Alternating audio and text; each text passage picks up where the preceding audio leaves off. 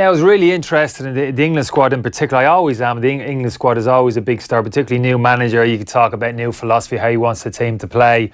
But I was looking towards that central midfield. It's been a huge issue, even under Southgate, and in terms of the type of player who we'd look to incorporate in that area. Who do you think is going to play in the middle of the park then? There, I mean, Loftus-Cheek was a surprising one I looked at, Ken, because he came from nowhere. Yeah. I'm not surprised. I know what you're saying, but it's come out because he's not necessarily had a lot of game time this season. No. That was the only one I think that I looked at. Okay, what do you think of him? Have you seen it? I know. Yeah, specimen. He's a great athlete, great footballer, technically excellent. Yeah.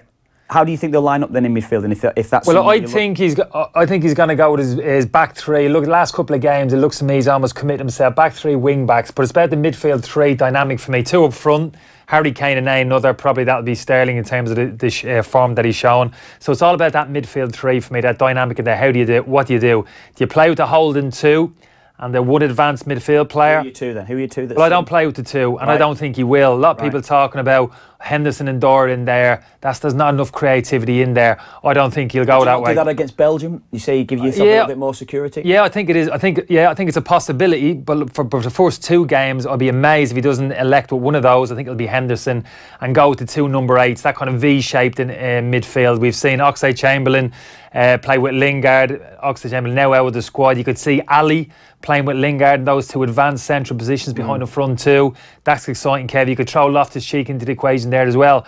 But the one big miss for me, there's a lot of discussion about it. It's hardly like, you know what I mean, the biggest, best kept secret, Jack Wilshere. Jack Wilshere, for me, the creative element that he brings in that central area of the pitch, for me, he should have gone, and not at the expense of clearly a Henderson or an Eric Dora, but certainly at the expense of one of the defenders. I think he's overloaded in that area of the pitch. For me, Ashley Young's had a good season at Manchester United. Could have done without him. They have enough options in the wing back positions.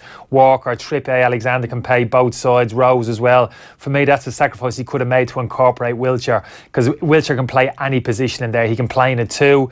He can play it at one of those advanced number 8s. He can play as a 10. I've seen him play as a 10 in the Europa for Arsenal. It's his most consistent season, Kev, in terms of fitness. Physically, he looks good. His body shape, and it's ironical in this year when he's probably looked physically at his peak in relation to his previous years, he's left him out. Why do you think he hasn't taken then? Because he's not. There's not been no real explanation as to why he's left people out. I'm sure he's had that conversation. It can't be in terms of the quality, because, like I said, he can accommodate him. It's not like he can pigeonhole. Well, he can only play one position. You know, he can. Like I said, he can play sitting. He can play in the 2. He can play anywhere. And it's not his ball passing, his range of passing like his Shelvey. You could say, well, both of them great passing range.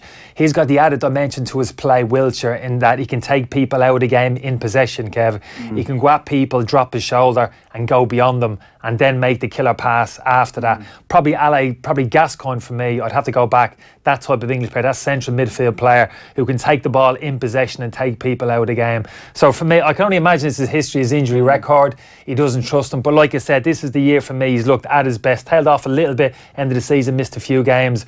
But for me, he was definitely a gamble worth taking. That's the big one.